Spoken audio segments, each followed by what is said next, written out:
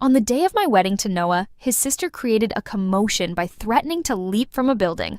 As a result, Noah didn't attend the ceremony, leaving me to manage all the guests on my own. Later, when I became pregnant and gave birth to our child, his sister repeated the same behavior.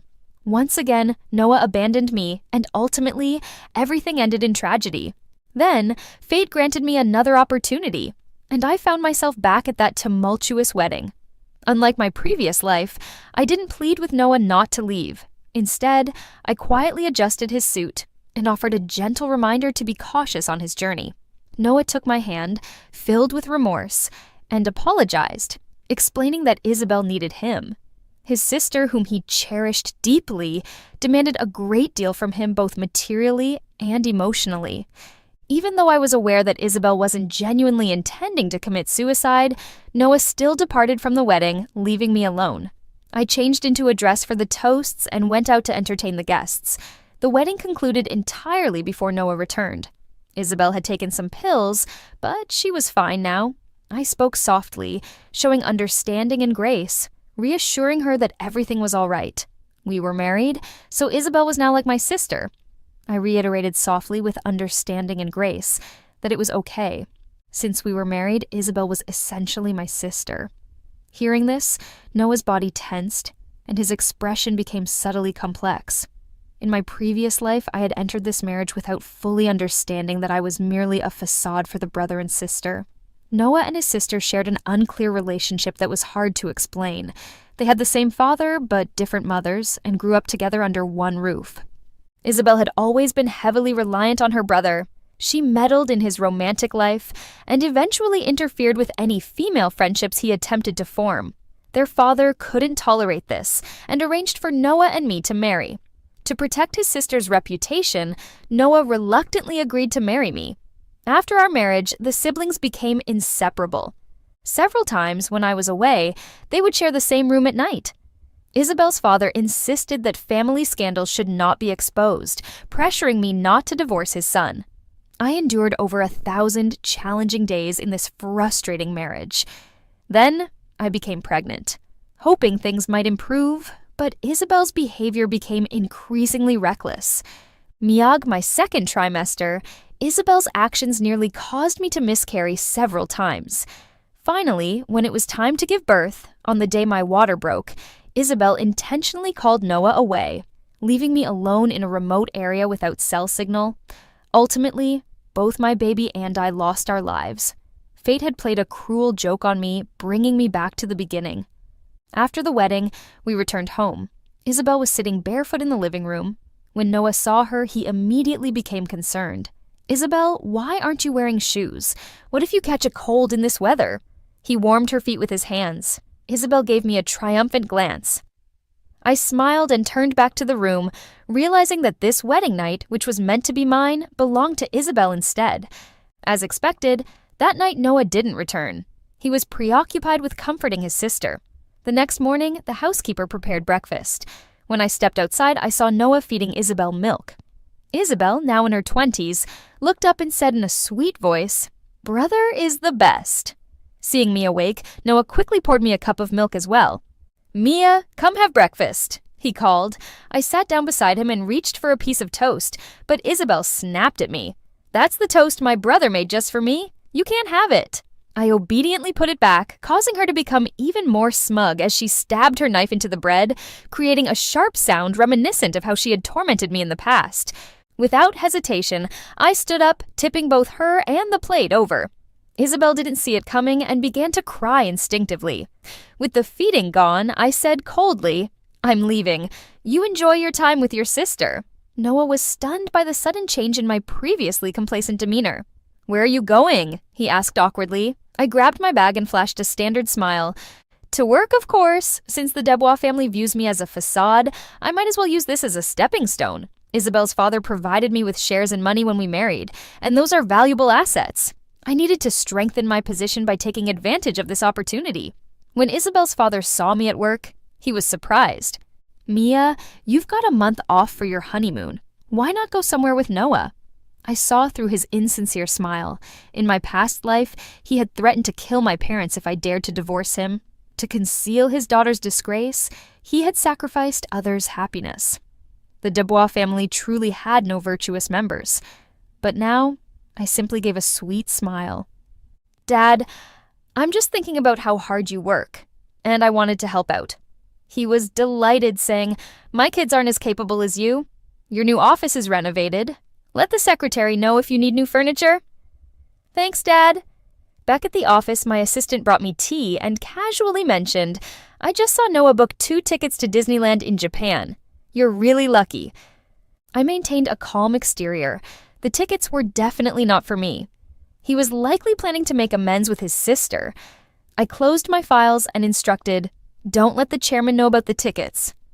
In the past, Isabel's father had prevented the siblings from getting too close, making Isabel blame me more. This time, I had decided to be the best sister-in-law, supporting their forbidden love. Sure enough, the Disneyland tickets were Noah's way of reconciling with his sister. The two had been secretly keeping things from me, telling everyone they were traveling for business. Before they left, Isabel hinted at me several times, but I completely ignored her. Noah seemed somewhat guilty. "Mia, what souvenir do you want? I'll bring something back from Japan for you." I smiled at him and replied softly, "I don't need anything. Just don't work too hard." Noah still felt some responsibility towards me then. He said with remorse, "I'm sorry for putting you through this by marrying me." I got up to help him pack his luggage. Casually, I brought up, "Did you close that deal with Ryan you mentioned before?" He was surprised at first, then became suspicious. "Why are you asking? You're usually not interested in my work." "I just see you're working too hard. Have you had any time to focus on work?" He needed a capable assistant, and I was there to support him. Noah handed me the details of the deal with Ryan. "This Ryan is demanding and difficult to handle. If you can't manage it, just wait for me to get back." I glanced over the materials and quickly said, "Let me give it a shot. It won't hurt if I don't succeed." We barely talked for 10 minutes when Isabel knocked on our door. "Brother, will you come watch a movie with me?" Noah quickly put his stuff down and left. The siblings had a secret spot of their own, a theater with a starlit ceiling in the basement. Every time Isabel wanted to watch a movie, she insisted Noah be there with her. Nobody else could enter that theater, not even Isabel's parents. When she was upset, Noah spent entire nights there with her. As expected, he didn't return that night. I didn't care at all. I got up early for work the next day. With experience from a past life, I quickly adapted to the company's business. While Noah was in Japan with his sister, I managed business alongside Isabel's father. Using my expertise and insight, I quickly earned Isabel's father's appreciation and trust. He often lamented that neither of his kids were as helpful. It was me, the daughter-in-law, who was most beneficial to his business. When Isabel returned from Japan, she was in high spirits. Occasionally, she would show off the necklace Noah had bought her. "Hey, sister-in-law, you wouldn't believe it, but my brother spent 3 whole days with me in Disney. We did every ride and even bought these cool rings." She looked like a smug little girl flaunting her cleverness. I praised, "It's really pretty. Suits your complexion." She didn't expect me to remain calm. A bit thrown off, she added sarcastically, "Sister-in-law, I'm so sorry. This trip was supposed to be your honeymoon. Didn't expect my brother to ditch you to be with me."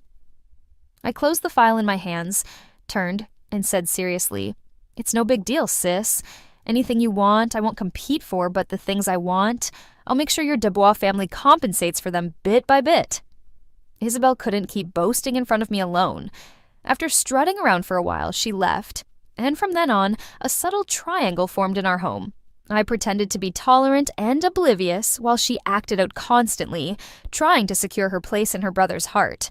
Noah showered her with affection, and the siblings grew bolder in front of me. Isabel's parents didn't live with us. They'd occasionally visit and notice something was off, but with me covering up, it was dismissed. Noah felt guilty for neglecting me, so he introduced more clients to me in business. My work became increasingly busy. Sometimes I would stay at the office overnight.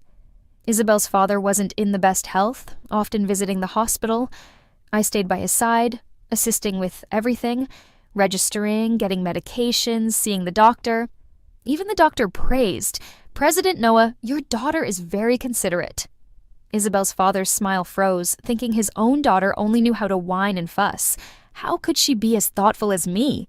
He didn't correct the doctor, perhaps slowly accepting me as a daughter. But I couldn't forget how he had once forced me to stay in the Desbois family. After leaving the hospital, Isabel's father seemed hesitant to speak. "Mia, Dad knows marrying Noah was hard on you. Your relationship is rocky now, but a child will fix everything. Our family can't continue without an heir. You need to try hard." I played the obedient daughter-in-law, but inside I was resentful. With Isabel's unpredictable nature, if I became pregnant, I would face the same fate as before. Losing the baby. Isabel's father probably felt his age catching up. Both business and family matters exhausted him. At family dinners, he began urging for a grandchild. Whenever this was mentioned, Isabel would explode. "I forbid you from having kids. In this world, my brother can only love me the most." Noah quickly tried to calm her down. "Isabel, don't be mad. Dad was just speaking hypothetically." But Isabel wouldn't relent. She forced Noah to swear. "Swear that if you have a child, bad things will happen to you." Noah had no choice but to comply. I found it ridiculous. In my last life, Noah and I did have a child, but both the baby and I met a tragic end. Those who do evil never seem to face consequences. It's always the innocent who suffer. Hearing his daughter's antics, Isabel's father slammed the table. "Isabel, let me tell you, this family won't allow you to act against the natural order. Your brother and sister-in-law are already spoiling you enough. If the Desbois family has no heir, I'll blame you." Isabel yelled at her father. He didn't hold back and slapped her across the face. That was it. Isabel was already in a shaky state of mind. She immediately began crying and making a scene. Noah had to do everything he could to calm his sister down. That dinner was certainly lively. Isabel's parents were furious on the side. Isabel threw bowls, smashed plates, and even knocked over the table. Noah had to clean up and smooth things over between both sides. I simply tried to maintain a straight face, ensuring I didn't laugh. Dinner was out of the question. After taking the family home, I went out for a late-night snack, walked around downstairs a bit to digest, and then headed back home. As soon as I opened the door, there was Isabel, curled up in her brother's arms. The two were leaning on the sofa with the lights dimmed very low. In that moody atmosphere, you wouldn't want to disrupt the vibe. Isabel had tear stains on her face and had fallen asleep after making such a fuss. Noah kept holding her in the same position the entire time. Thoughtfully, I handed him a pillow and then went off to rest myself. The next day, I woke up feeling great. Noah was struggling. He hadn't slept a wink, dealing with dark circles while washing up. I handed him a cup of honey water. "Maybe skip work today and just be there for Isabel." Noah nodded tiredly. "Thanks. I owe you." It wasn't difficult for me at all. On the contrary, Ryan, who had been avoiding meeting me, finally agreed to a meeting. I had to make the most of this opportunity. At work, I prepared all the negotiation materials and headed to Ryan's company. This Ryan guy was young and talented, but really difficult. I had tried to set up a meeting with him at least 10 times, always getting shut down. Only thanks to a connection did he agree this time. Right on schedule, I waited in the conference room for a full half hour before he showed up. When Ryan walked in, the room seemed to grow heavier. The secretary politely brought me some coffee. "Miss Mia, sorry to keep you waiting." I put down the paperwork. "That's on me for being early. This is our company's info. Have a look." Ryan gave it a quick glance before speaking coolly. "You know I'm partnered with the Desbois family, yet you dare try to take over the deal." I knew I couldn't hide it. I came with a contract and genuine intent to discuss business, not on behalf of the Desbois family. As soon as I joined the Desbois group, I started building my own team. Right now, it's coming together. We're ready to handle projects on our own. I'd been using resources from Noah, taking on smaller gigs here and there, but that's not going to grow the team much. So I set my sights on Ryan. If I could secure business with him, that would allow me to break out on my own. Ryan, business is about benefits. If I can offer you a better deal and superior service, choosing me could be your best option. In this economic climate, most companies are cutting costs and boosting efficiency. I didn't believe he wouldn't be tempted. Ryan chuckled. "More than profit, I value stability and ability. How long can your small-time setup consistently deliver? Bottom line." He was tempted, but didn't trust me. "Ryan, my team can work for you without payment until you're satisfied." I flipped to the last page of the proposal. "These are past projects we've done. I have the capability to take on work independently. Give it a try. No risk to you." Maybe my sincerity got through to him. Ryan relented. He agreed to give me a 3-month trial. If he was satisfied after that, I'd secure a 3-year contract. I left his office, thanked him profusely, and worked late into the night. Noah went off to be with his sister again. Their playful noise echoed from the home theater. I got chills and hurried to bed. For the next few days, I worked late into the night, leaving me out of their way. With me not around to annoy them, the siblings became even bolder at home. Once, a neighbor saw me and joked, "Hey Mia, with you gone, it's like they're the couple instead." I just smiled and didn't respond. Yeah, they basically want to be a couple anyway. I smiled and didn't respond. They could do as they wished. For a while, I essentially lived at the office, leading the team to complete projects successfully. Even Isabel's father couldn't find faults anymore. After that disastrous family dinner, he stopped pressuring me to have children. He was terrified that his daughter might have another meltdown. If we had exposed this family drama, he'd have had nowhere to hide his reputation. With the money I saved up, I bought my parents a bigger house and some properties. My mom didn't know about the Dubois siblings and just thought I was unhappy in this marriage. She asked me a few times, "Mia, tell Mom honestly, are things off between you and Noah?" I brushed it off. "Nope, everything's fine, don't worry, Mom." She held my hand and said, "Don't worry, the money you give me, I'll save it for you. If things really don't work out, you've always got us." I nodded firmly. My parents were my only true support in this world. As for those jerks, they were just stepping stones to my success. My hustle finally caught Noah's attention. It had been ages since he went to the office. Seeing my dedication to my career made him uneasy. "Mia, you don't have to work this hard. I make more than enough for us." I immediately decided to move out. For my sister's emotions are still a bit unstable. You should really stay home and spend time with her. Honestly, I knew in my heart that Isabel's obsessive control over Noah was torturous. The siblings had grown up relying on each other. Noah had complex feelings towards her, but no matter how deep the feelings, time was the ultimate decider. Just like now, we'd barely spoken 10 words before Isabel barged in and pulled him away. "Hey bro, I want to go see the ocean. Come with me. I have 2 tickets to Hot Springs. After the ocean, you can relax there." Isabel showed a hint of disdain, but she still took the tickets. "You got lucky. I've been wanting to hit up a hot spring." I chuckled to myself. She was always using my tablet to check out different hot springs. So I went ahead and got the 2 most expensive and distant tickets. They could enjoy a nice trip for a few days. By the time they returned, I had already secured the deal with Ryan. Noah was a bit hesitant. "It'll take at least a week there and back, Isabel. I've got work to do." Isabel glanced at me. "Just let her handle it." I quickly chimed in. "Yeah, leave the company stuff to me." I went to a lot of trouble to get these tickets. It'd be a shame not to use them. Noah was still unsure, but it was almost the end of the year and work was piling up. Isabel threw a fit. "I don't care. I want to go." She started to get teary-eyed. Her usual tactic. In my past life, she always used this to keep Noah wrapped around her finger. But you use a trick too much, it loses its power. Like now, Noah was hesitant.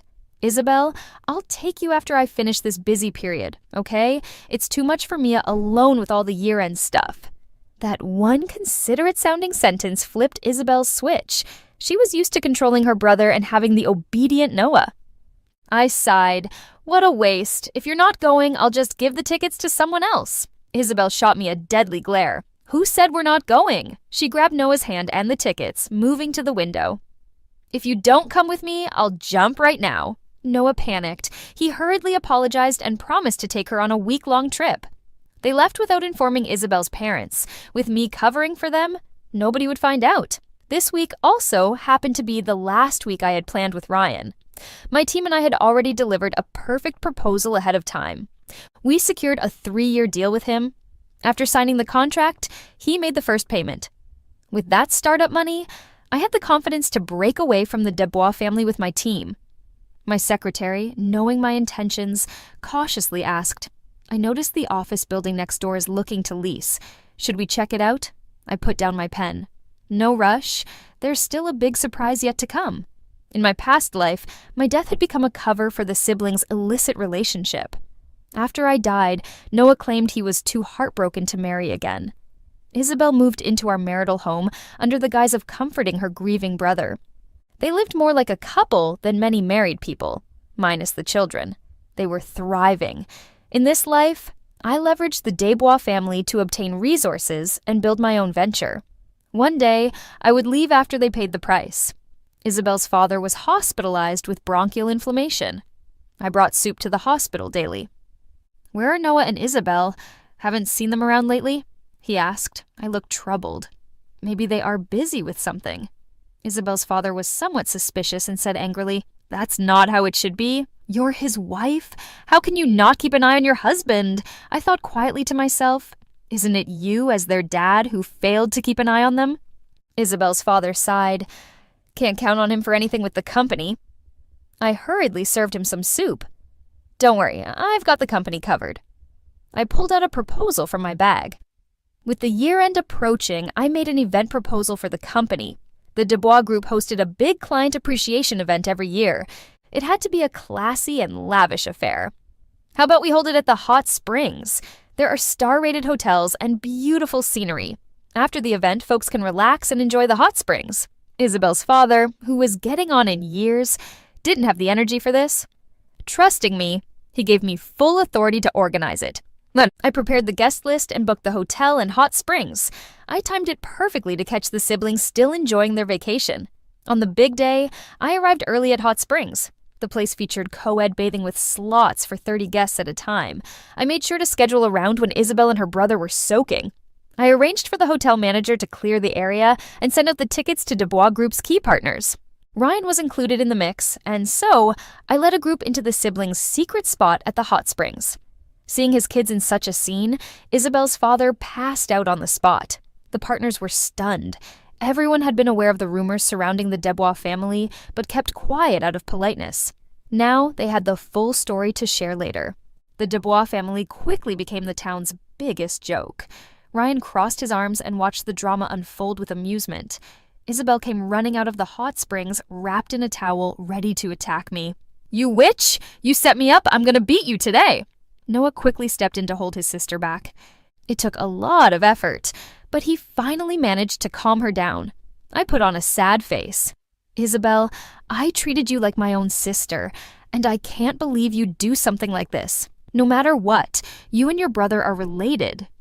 What you have is a twisted love." Noah didn't look happy either. He stared at me coldly. "Mia, I didn't think you were like this." I didn't hold back. "You don't have the right to judge me." Isabel tried to jump at me again, but was dragged back to her room by Noah. Seeing that my plan had worked, I turned around to take the old man to the hospital. Once everything was settled, I returned to the hotel, and rumors had spread just as I wanted them to. "Hey, did you hear? Something's off with the Desbois siblings." "Yeah, shouldn't siblings keep a distance?" "You don't know the half of it. Noah was weirdly close to his sister even before his wedding. No wonder the old man is so upset he's sick." I listened to the whispers around me and nodded in satisfaction. That's the effect I was going for. After Noah had settled his sister, he stormed over to me. "Mia, what was that about? Did you bring us here to the hot springs just to mess with me?" My expression remained calm. My eyes drifted to the distant foggy hills, with a hazy white mist lingering around the mountains. It reminded me of my past life, unclear and directionless, fumbling around like being lost in those very mountains. But looking back now, the obstacles were just small peaks. The mist was just a trick of the eye. My life was never a cover for anyone. My fate was never to dress up for someone else's gains. "Noah, everyone has to face the consequences of their choices." His tone was hostile. "Have you ruined Isabel and me? Are you happy now?" I corrected him. "It's not me ruining you, it's you. From the beginning, when your inappropriate sibling relationship emerged, Noah failed to control it. He let his sister develop feelings she shouldn't have. And now, it's too late." Isabel is mentally breaking down now. "Are you trying to drive her mad?" I let out a cold laugh. "Don't worry, she won't go crazy. Maybe this outcome is exactly what she wanted." With Isabel's crazy personality, she didn't care about others' opinions. She wasn't bound by any value system. She just knew that this incident had shattered my marriage to her brother, and she couldn't be happier having her brother all to herself. But Noah was different. He was the oldest son of the Desbois family, raised to be the heir. He was bound by public opinion and morality. A secret affair was manageable for him, But being exposed for incestuous relations was deadly. That's where the sibling conflict escalated. Isabel's father was hospitalized due to anger. With me handling it, the annual meeting went smoothly. On the surface, everything seemed peaceful. Everyone ate and drank well. I let the rumors spread freely. Occasionally, I even spread some universally appealing gossip.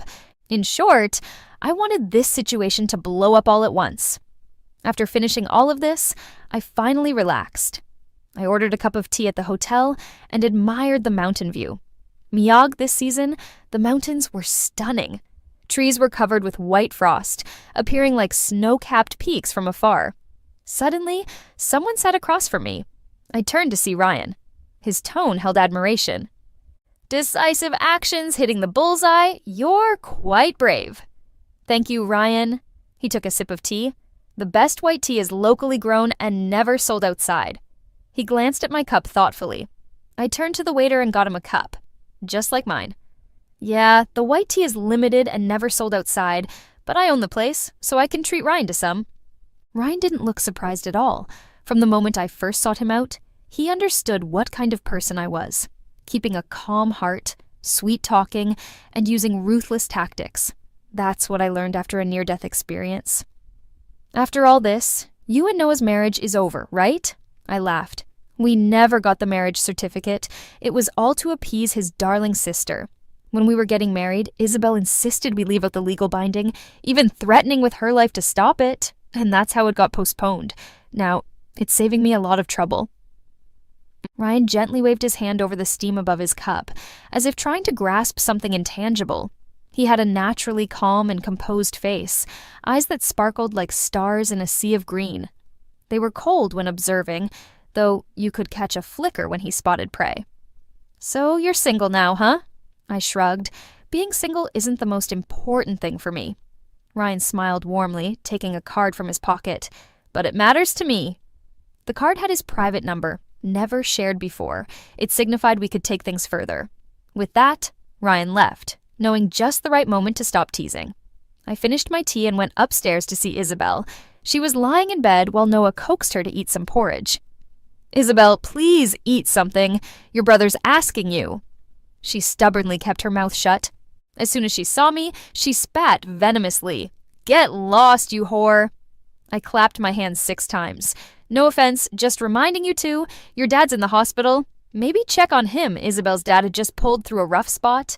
He heard the family's dramas circulating around town and fainted again from the stress, building up to the point where the doctors barely got him on a drip.